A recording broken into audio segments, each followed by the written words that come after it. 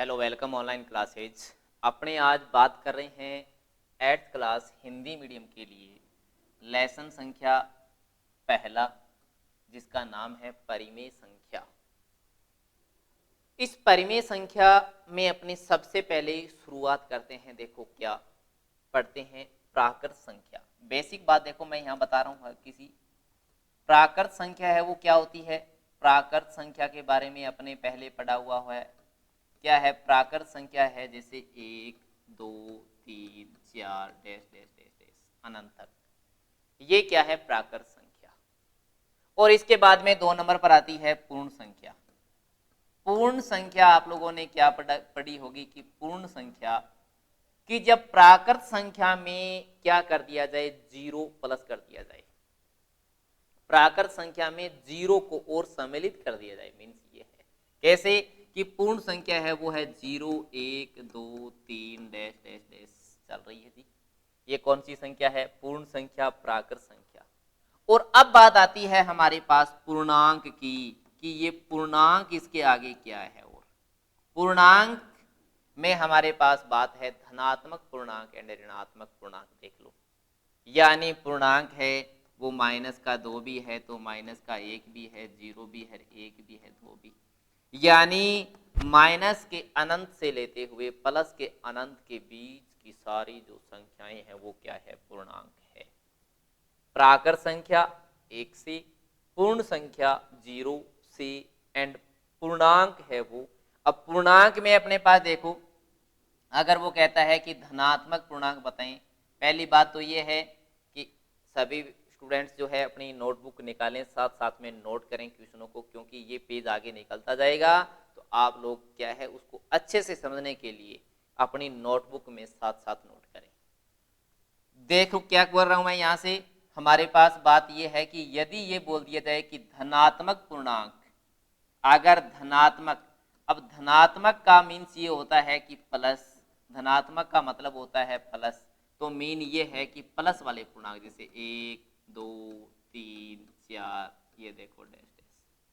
और यदि यहां लिखा है ऋणात्मक पूर्णांक की बात हो रही है कि ऋणात्मक पूर्णांक की बात है, ऋणात्मक ऋणात्मक पूर्णांक की बात हो रही है तो क्या होगा, ऋणात्मक, ऋणात्मक पूर्णांक जो है वो क्या है जिसको नेगेटिव के नाम से। तो देखो ये कहां से कि जैसे देखो माइनस का 1 माइनस का 2 माइनस का 3 dash dash dash dash, zero न तो माइनस में सम्मिलित होता है न प्लस में का, मीन्स 0 1, जीरो भी पूर्णांक है।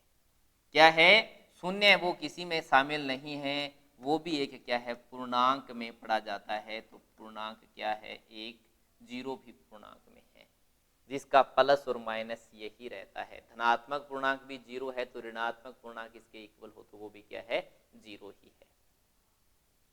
अब बात अपनी प्रारंभ क्या से हो रही है कि इससे संबंधित कुछ नियम आते हैं। जैसे नियम क्या क्या आते हैं, एक तो आता है संवृत का नियम, एक तो आता है संवृत का नियम। अब संवृत के नियम में कहां लागू होता है संवृत का नियम, प्लस और माइनस के लिए। 1 मिनट के लिए देखते हैं। देखो हमारी बुक के अंदर थ्योरेटिकल पोर्शन है पहले का, ये क्या है, योग और गुणा के लिए क्या होता है, लागू होता है। जबकि योग और गुणा में संवृत का नियम जो है उसके लिए हमें देखो अलग अलग पढ़ना पड़ रहा है। एक तो पूर्ण संख्याओं के लिए, फिर पढ़ना पड़ रहा है किसके लिए, पूर्णांक के लिए, कि पूर्णांक के लिए क्या होता है। अब परिमेय संख्या के लिए भी पढ़ना पड़ रहा है। अब परिमेय संख्या होती क्या है, हमें इसके बारे में पता नहीं है अभी तक। तो परिमेय संख्या, पूर्णांक, पूर्ण, परिमेय संख्या वह होती है, देखो पहले मैं इस परिमेय के बारे में बताऊं। परिमेय संख्या वो होती है, परिमेय संख्या वह है, यानी परिमेय संख्या वह संख्या जिसे p बटा q के रूप में, वह संख्या जिसे क्या है, वह संख्या जिसे p बटा q के रूप में, p बटा q के रूप में, q के रूप में लिखा जा सके। क्या है, में लिखा जा सके, लिखा जा सके, क्या कहलाती है, परिमेय संख्या कहलाती है। इस बात का ध्यान रखना है जहां इसके साथ लिखा जाता है q is not equal to 0, यानी q का मान है वो 0 नहीं होना चाहिए। यदि q 0, जैसे अब देखो उदाहरण के लिए लिखूं यहाँ की उदाहरण हमारे पास क्या है, 0 एक परिमेय संख्या है क्योंकि 0 के बटा में 1 लगा सकते हैं, 1 परिमेय संख्या है, 2 बटा में 3 है, 7 बटा में 4 है, ये क्या है, इस तरह से परिमेय संख्या है। 22 बटा में 7 जो अपने एक मान पढ़ेंगे पाई का, 22 बटा में 7, ये भी क्या है, एक परिमेय संख्या है। तो ये परिमेय संख्या की बात है कि वह संख्या, सीधी बात सुनो मेरी, देखो वह संख्या जिसे p बटा q के रूप में लिखा जा सकता है वह क्या होती है, परिमेय संख्या होती है। जिसे p बटा q के रूप में नहीं लिखा जा सकता वो परिमेय संख्या नहीं है, यानी अपरिमेय संख्या बोलते हैं उसको। ध्यान ये रखना है कि q का मान यहाँ 0 नहीं आए, ऐसे कभी नहीं आना चाहिए कि 1 के बटा में 0 लिखा जाए, तो ये एक परिमेय संख्या नहीं है। 1 बटा 0, 0 का मतलब लगते ही ये हो जाता है अपरिभाषित, जिसको बोला जाता है अपरिभाषित हो जाता है। तो ये अपरिभाषित का मीन यहाँ है कि ये एक परिमेय संख्या नहीं होगी। अब चलते हैं, देखो मैं इस संवृत के बारे में बता रहा हूं, पूर्ण पूर्णांक एंड परिमेय संख्या है जैसे, तो पूर्ण पूर्णांक परिमेय संख्या में संवृत का नियम जो है वो क्या होता है, देखो संवृत जो नाम लिखा है मैंने, इस संवृत की बात अपने पीछे की कक्षाओं में पढ़ के आए हैं। वैसे ये क्या होता है, योग और गुणा के लिए तो लागू होता है, योग एंड गुणन जो प्रक्रिया होती है ना, गुणन प्रक्रिया, उसमें तो ये लागू होता है। लेकिन वयवकलन, वयवकलन किसे बोलते हैं, वयवकलन बोला जाता है घटाव को, एंड इसके साथ भाग प्रक्रिया में लागू नहीं होती है। ये देखो क्या है, योग संक्रिया में, गुणन संक्रिया में संवर्त लागू है, लेकिन भाग और क्या है, गुणा में संवर्त लागू नहीं है। 1 नंबर बात तो हमारे पास ये है, ठीक है। 2 नंबर हमारे पास इस संवृत के बाद में दूसरा नियम आता है, वो आता है कि इसका हमारे पास कर्म विनिमय का बात आती है, कर्म विनिमय। अब कर्म के साथ क्या है, विनिमय का मीन्स हो गया है कर्म विनिमयता, विनिमयता, कर्म विनिमयता। कर्म विनिमयता का मीन्स होता है कर्म को बदलना, कर्म को बदल के हम कोई गुणा भाग जोड़ घटाव करें तो क्या होता है कर्म विनिमय में। अब वही बात है कि हमें पूर्ण संख्या पूर्णांक के लिए जोड़ घटाव गुणा भाग की कर्म विनिमयता की बात करनी है। कर्म विनिमय का मीन्स होता है कि जैसे उसको एक स्थान से दूसरे स्थान पर बदला जाए।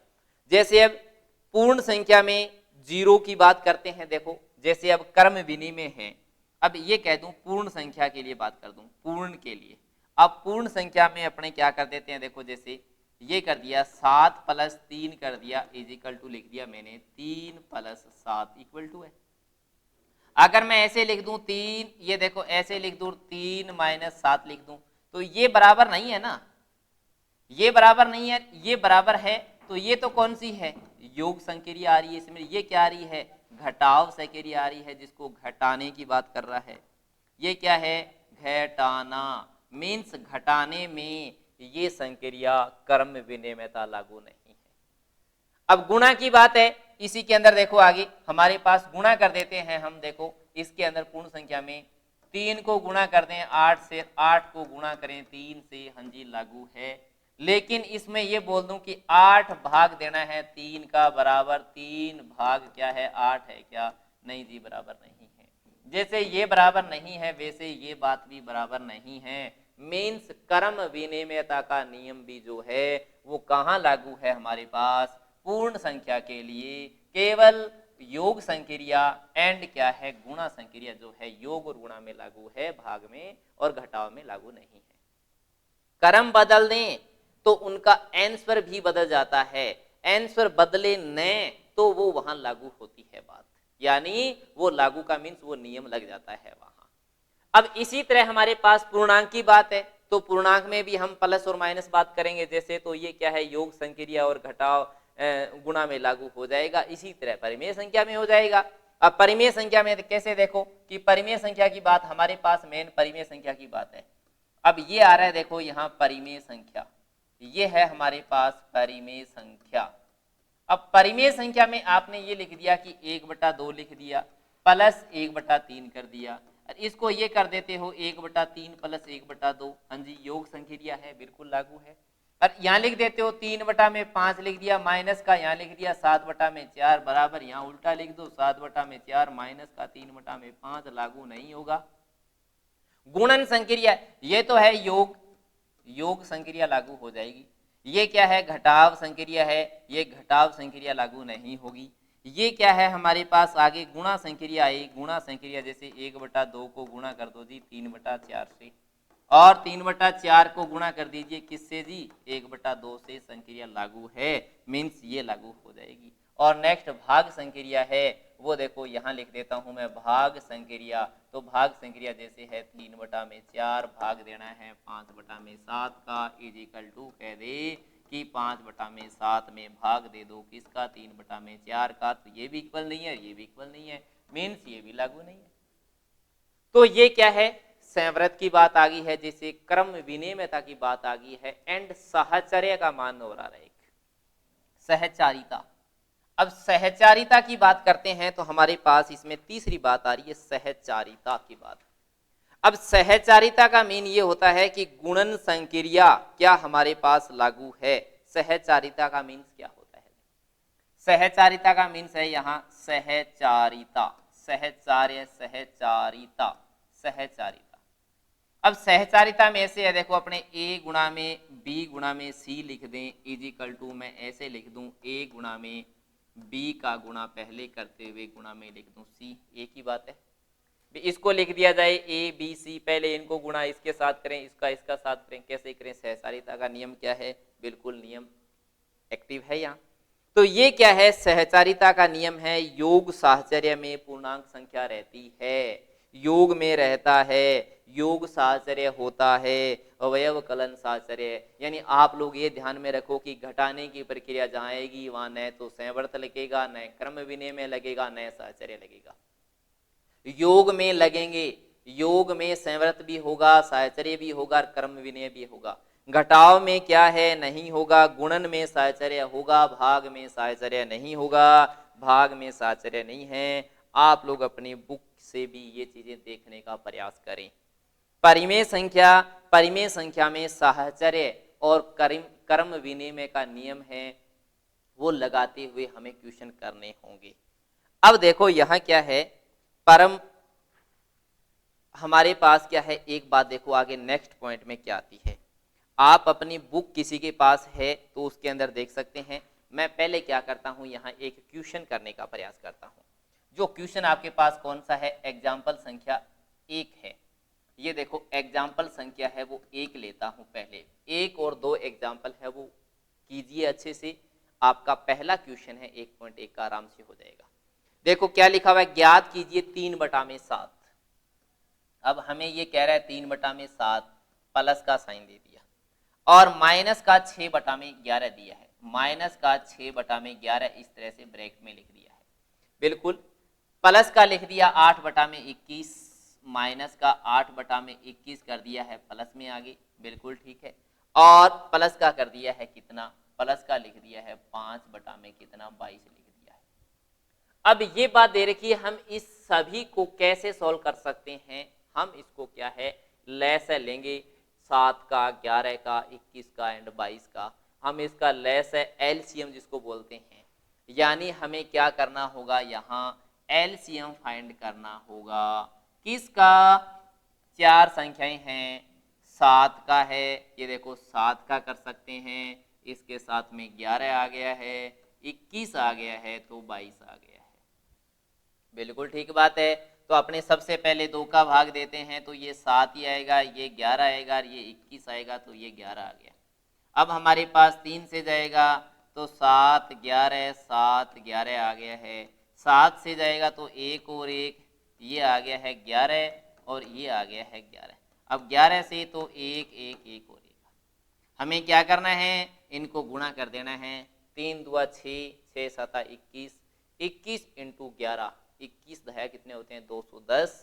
210 से हमारे पास इसका कितना आ गया है 7 11 और 7 11 21 और 22 है ना, 7 11 तो 2 से कर दिया था 11 आ गया, बिल्कुल ठीक है। 3 से कर दिया तो हमारे पास कितना आ गया, 7 आ गया। 7 से कर दिया तो 1 और 1 11 11। अब देखो कितना आ रहा है, 2 से 3 6 गुणा, एलसीएम कितना आएगा, 2 गुणा में 3 गुणा में 7 गुणा में 11, 2 3 6, 6 इंटू 7, 6 इंटू 7 42, 42 को 11 से गुणा करेंगे, 42 इंटू 10 420 और 462, हमारे पास इसका एलसीएम है वो आ जाएगा 462।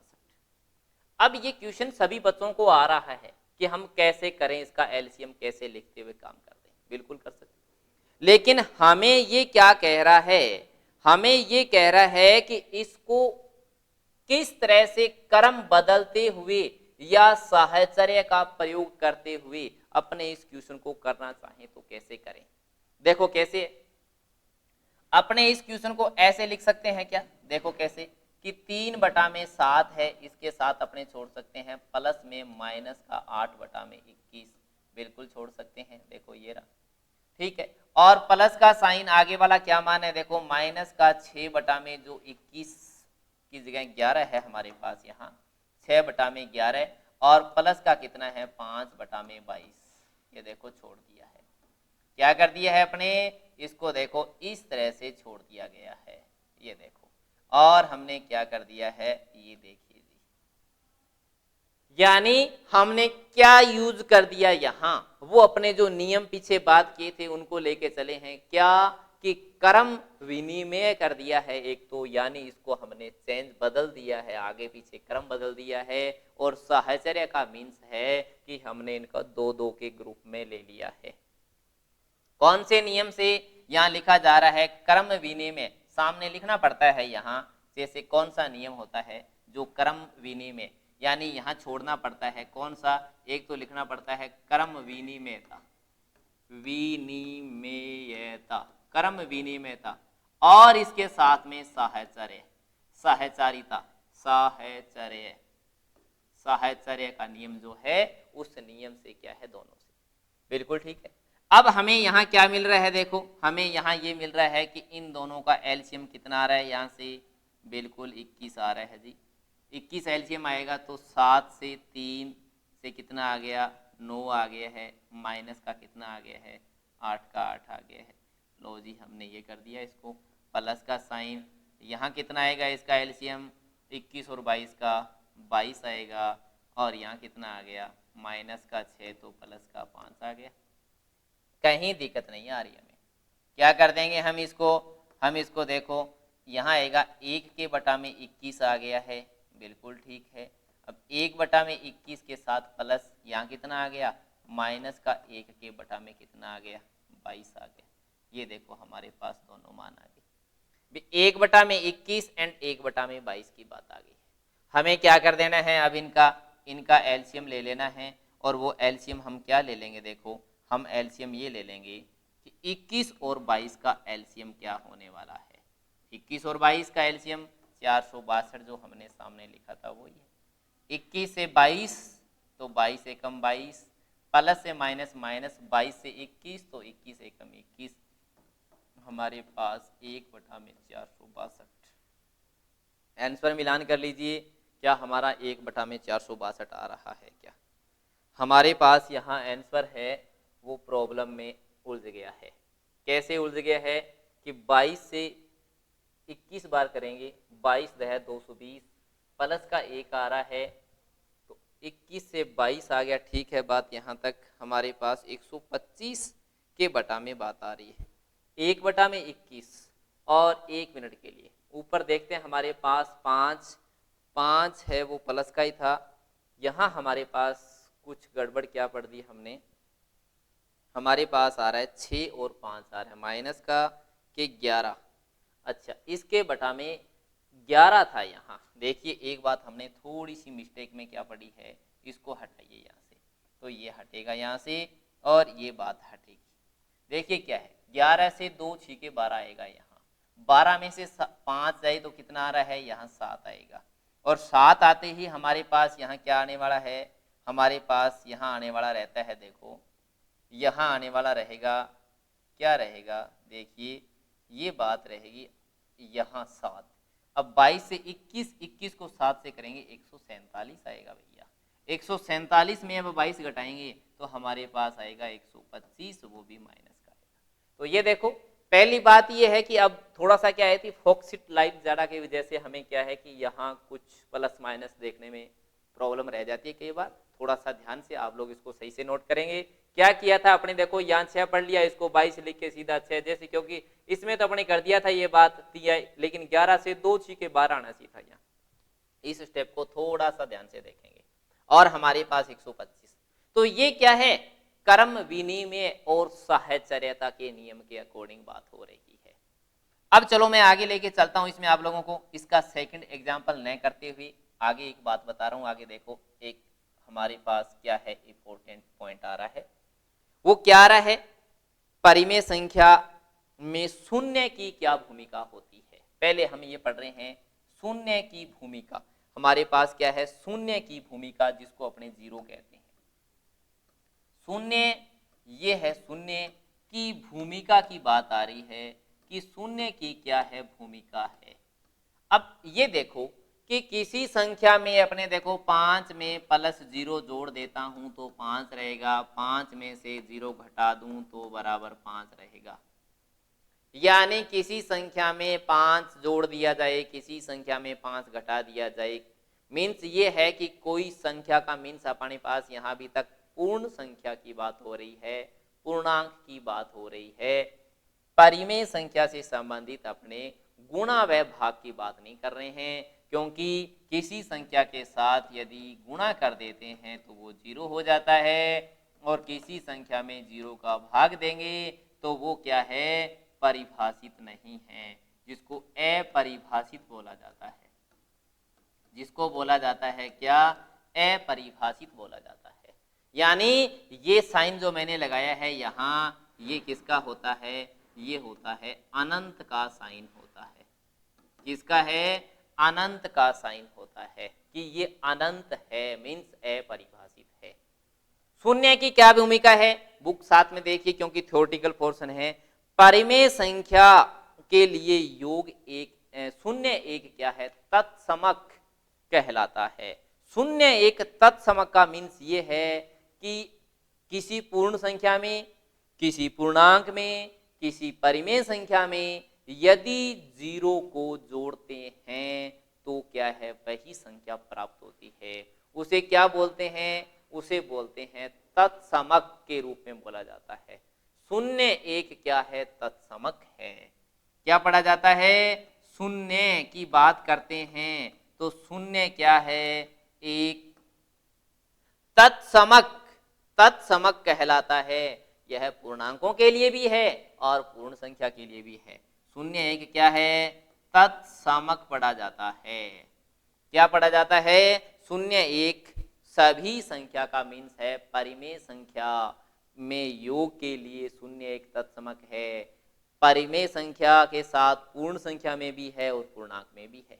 कैसे, देखो हमारे पास देखो बात ये आ रही है कि मैं किसी पूर्ण संख्या में प्लस 0 करता हूं, पूर्ण के बाद में किसी पूर्णांक की बात है, जैसे -3 में अपने क्या कर देते हैं, 0 कर देते हैं, बिल्कुल। और 1/2 में क्या कर देते हैं, प्लस 0 कर देते हैं बराबर। तो यहाँ भी 5 आएगा, यहाँ -3 आएगा, यहाँ कितना आएगा, 1/2 आएगा। यानी परिमेय संख्या, पूर्णांक संख्या एंड क्या है, पूर्ण संख्या, परिमेय, पूर्णांक, पूर्ण संख्या, तीनों के लिए क्या होता है, शून्य एक क्या है, तत्समक के रूप में कहलाता है। शून्य तत्समक का मीन ये है कि शून्य को किसी में जोड़ा जाए या घटाया जाए तो वो संख्या ही रहती है। अब चलते हैं अपने एक की क्या भूमिका होती है। देखो एक की भूमिका, अब अपने लिखते हैं एक, एक का मीन्स अपना 1 की बात कर रहे हैं, एक की भूमिका की बात करते हैं। अब एक है, एक को किसी संख्या से गुणा किया जाए तो वही संख्या देती है। देखो हमें अब एक में है ना, यहाँ है एक की भूमिका। अब एक की भूमिका ये है कि हम पूर्ण संख्या के साथ एक का गुणन करते हैं, पूर्णांक के साथ करते हैं। गुणा की बात आ रही है, पीछे वाला तो योग, योग तत्समक आ रहा था हमारे पास, योग मतलब जिसको क्या बोलते हैं, योज्य तत्समक के रूप में कह सकते हैं अपने। यहां आ रहा है हमारे पास गुणात्मक तत्समक की बात, जिसको क्या है, पिछले वाला एक योज्य तत्समक था जिसको योज्य तत्समक के रूप में जानते हैं। यहां है एक की भूमिका, तो देखो मैं एक को गुणा करता हूं किससे, 5 से, तो बराबर कितना आने वाला है, 5 ही आने वाला है। और -1 को गुणा कर देता हूं मैं किसके साथ, मान लेते हैं -1 की जगह 1 से गुणा करते हैं तो माइनस का 1 आएगा। 1/5 को गुणा कर देते हैं 1 से तो बराबर कितना आएगा, 1/5 आएगा। यानी क्या है, एक की भूमिका ये है कि पूर्ण संख्या को, पूर्णांक को या परिमेय संख्या को 1 से गुणा किया जाए तो हमें पूर्ण पूर्णांक और परिमेय संख्या ही प्राप्त होती है। ये क्या है, एक क्या है, गुणात्मक तत्समक कहलाता है। गुणात्मक तत्समक के रूप में पढ़ा जाता है इसको। 0 को पढ़ा जाता है किसके तत्समक के रूप में, 0 एक योज्य तत्समक के रूप में है। गुणात्मक तत्समक के रूप में 1 को पढ़ा जाता है। एक जगह आपको लोगों को लाइन ये मिलेगी, एक परिमेय संख्याओं के लिए गुणात्मक तत्समक है, जबकि क्या है, पूर्णांक व पूर्ण संख्याओं के लिए भी गुणात्मक तत्समक के रूप में क्या रहता है, 1 की बात आती है। बिल्कुल ठीक बात है। अब हमारे पास क्या है, एक संख्या का ऋणात्मक।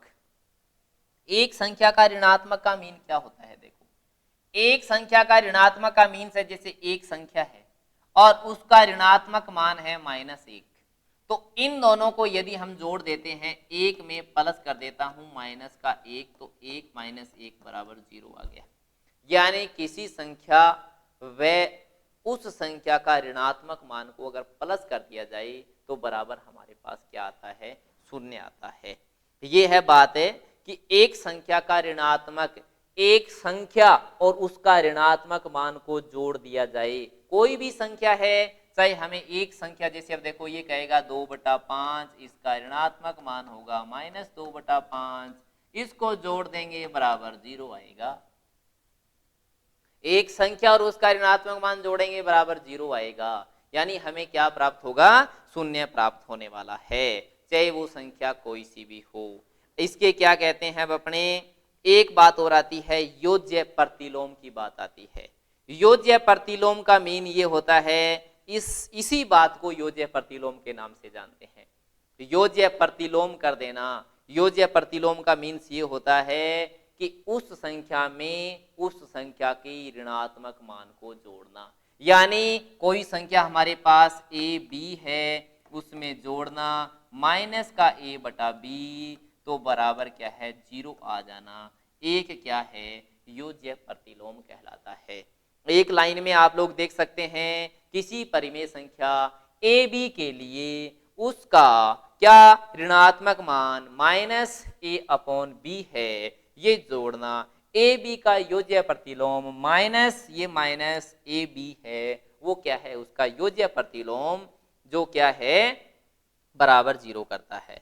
व्युत्क्रम, अब शब्द एक आ रहा है, देखो नेक्स्ट बात में अपने पास में व्युत्क्रम शब्द आ रहा है। यानी ये चीजें बेसिकली इसलिए बता रहा हूं कि आप लोगों को एक्सरसाइज में दिक्कत नहीं आए। व्युत्क्रम, अब व्युत्क्रम का मीन्स होता है उल्टा, ये ध्यान रखना, उल्टे की बात आती है। उल्टा कैसे, जैसे 1 हमारे पास 2/3 है ना, तो इसका व्युत्क्रम पढ़ेंगे ना, वो पढ़ेंगे 3/2 पढ़ेंगे।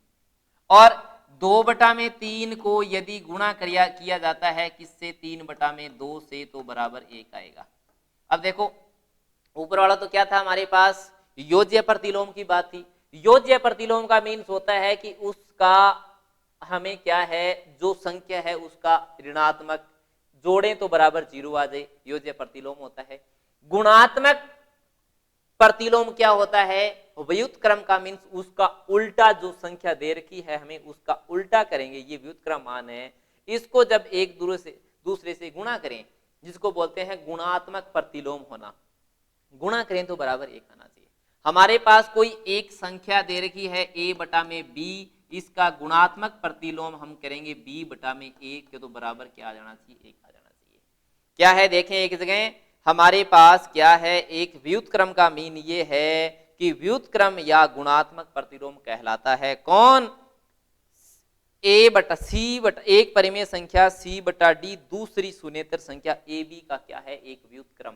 यानी यहां अपने ये लिख रहे हैं ए बटा में बी और बी बटा में ए क्या है, एक दूसरे के गुणात्मक प्रतिलोम में है।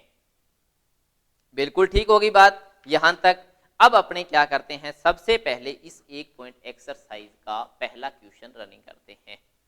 1 पॉइंट एक्सरसाइज का पहला क्वेश्चन देखिए, ये सारे नियम जो मैंने बताए हैं उनको नोट करते हुए हमारे पास 1.1 एक्सरसाइज का क्वेश्चन संख्या फर्स्ट क्वेश्चन करते हैं। गिवन क्या है हमें, यानी ये लिखा हुआ है उचित जो भी गुणधर्म संवर्त लग रहा है, क्रम विनिमय लग रहा है, साहचर्य लग रहा है, गुणधर्म का प्रयोग करते हुए हमें गुणा भाग जोड़ घटाव करना है। माइनस का 2/5 लिखा हुआ है, लिख देते हैं -2/5। इनटू में लिखा हुआ है 2/5 नहीं है, 2/3 है। क्या है हमारे पास यहाँ 2/3 है, ये लिख दिया है यहाँ 2/3 और 3/5 है। ठीक है, प्लस का 5/2 है, ये लिख दिया प्लस का 5/2। ठीक है, माइनस का 3/5 है, फिर से -3/5 लिख दिया। और हमने क्या कर दिया, गुणा में 1/6 है तो गुणा में 1/6 लिख दिया। ये हमें क्वेश्चन दिया गया है। अब हमें इस पर ये देखना है, दिमाग कंस्ट्रेट करना है कि हमें इसमें से कॉमन क्या मिल रहा है, कैसे स्थान बदल सकते हैं इनका। देखो तो देखो ये आ गया यहाँ प्लस के आगे माइनस, तो अब देखो इसमें से यहां से अपने कॉमन लेंगे तो इसमें से ये तो कॉमन आ नहीं रहा, 5/2 है ना, ये 5/2 के पहले प्लस है आगे माइनस है, तो ये 5/2 तो कहीं से कॉमन नहीं आ रहा। तो एक काम करते हैं, देखो अपने क्या करते हैं, ये कर दिया है माइनस का 2/3 कर दिया यहाँ, इनटू में हमारे पास क्या है, यहाँ तो है 3/5 और इस वैल्यू को पहले लिख देते हैं, तो यहाँ लिख दिया माइनस का 3/5 लिख दिया, गुणा में लिख दिया 1/6। अरे भैया ये वैल्यू इसके साथ गुणा में है तो इसको इसके साथ रखना पड़ेगा, और 5 में क्या कर दिया है, 2 कर दिया है। ये हमने क्या कौन से नियम की बात कर दी है, फर्स्ट नियम हमने जो लगाया है उस नियम के साथ हमने क्या बोलते हैं, इसको साहचर्य की बात कर दी है। क्या है, इसके साथ साहचर्य।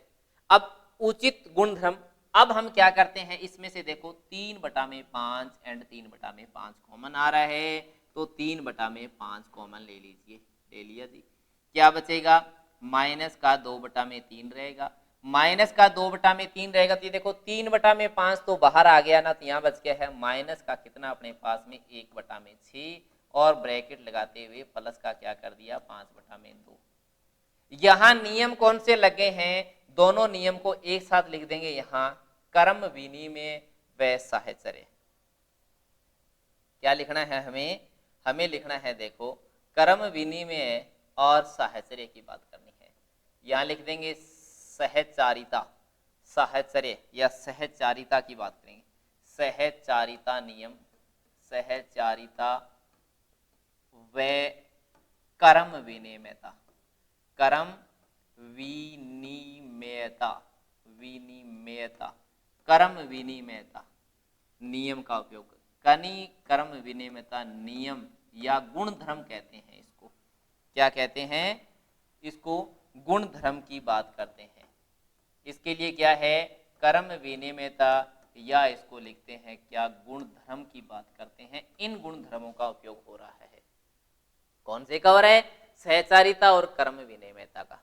अब देखिए आगे हमारे पास बात क्या आ रही है, हमारे पास बात देखो आगे वाले पॉइंट में क्या है, ये 3/5 या का साइन छोड़ते जाएं, यहाँ कोई प्रॉब्लम नहीं है, या का साइन क्या करना है, हमें यहाँ छोड़ देना है। बिल्कुल क्या करेंगे, यहाँ अपने देखो ये 3/5 अब अपना कॉमन ही रहेगा, मीन्स कॉमन ही रहेगा, और ये क्या है हमारे पास, ये 6 और 3 का एलसीएम 6 आ गया, 3 से 2, 2 × 2 4, माइनस का 6 से 6 कट हो गया, 1 ब्रैकेट बंद कर दिया, प्लस का कितना है 5/2। बिल्कुल ठीक बात है। क्या हो जाएगा, नियम जो लिखा जाए उसको हमें पालन करनी है, ये दोनों यहाँ नियम हमने लगा दिए हैं। ठीक है, अब क्या करना है हमें, नेक्स्ट स्टेप में देखो हमारे पास क्या आ गया, 3 बटा में आ गया है 5, और ये यहाँ क्या आ रहा है, देखो 5 माइनस का 5 आ गया है और ये कितना आ गया है 6। अगर आप लोग यहाँ ये साइन नहीं देना चाहते हो तो मीन्स क्या है, देखो इनटू का साइन दे के भी ये साइन छोड़ सकते हैं ब्रैकेट का। प्लस का 5/2 अपनी जगह चलेगा, चलेगा जी, बिल्कुल चलने दो। अब क्या करना है हमें, ये देखो हमारा, अब देखो 5 से 5 कट हो गया। देखिए मैं काट नहीं रहा हूं, आप लोग अपना रफली काटने का प्रयास वैसे करेंगे। देखो इस 5 से ये 5 कट हो रहा है, इससे ये काटना सिखाया है ना अभी तक अपने, तो 3 दूआ 6 आ गया। कितना ऊपर बच गया है हमारे पास माइनस का 1, और अपॉन में कितना रह गया, यहाँ 2 रह गया, और प्लस का कितना है यहाँ 5/2 है। तो 5/2, इसका एलसीएम फिर ले लो, क्या आएगा एलसीएम, 2 और 2 का 2 एलसीएम आएगा। तो 2 से 2 कट गया, हमारे पास माइनस का 1 आ गया, और प्लस का कितना आ गया 5। 5 का मीन्स है 5 में से 1 गया तो 4 आ गया, 4/2 तो बराबर हमारे पास 2 आंसर आ गया। क्या है, यहां से कट कर दिया, 3 से 2 6, 5 से 5 कट हुआ, लेकिन माइनस तो साइन बच गया ना, माइनस का 1 इसलिए है भी 1 एकम 1 माइनस का 2, डायरेक्ट नहीं बच्चे काट के सीधा 2 ऊपर लिख लेते हैं ना, गलत हो गया। क्या करना है हमें, 1/2 और ये आएगा 5/2। अब 5 में से 1 जाए 4, 4/2 का मीन आ गया हमारे पास 2। हमारा क्वेश्चन कंप्लीट हो गया। हमने इससे पहले नियम देखे हैं, परिमेय संख्या की डेफिनेशन सभी बच्चों को आनी चाहिए, क्या कि हाँ जी वह संख्या जिसको P/Q के रूप में लिखा जा सकता है वह क्या होती है, परिमेय संख्या होती है। और हमें ये लिखना होता है, देखो ऐसे लिखा होता है P/Q एक परिमेय संख्या है जहां क्या है, ब्रैकेट में लिखा होगा Q is not equal to क्या है 0 है, Q का मान है वो 0 न हो, वो क्या है एक परिमेय संख्या, क्योंकि हमारे इस लेसन का नाम ही परिमेय संख्या है। आज के लिए इतना काफी है। इस क्वेश्चन का सेकंड क्वेश्चन और इसके आगे के नेक्स्ट क्वेश्चन है वो अपनी अगली क्लास में करेंगे। आज के लिए इतना काफी, ओके, थैंक यू।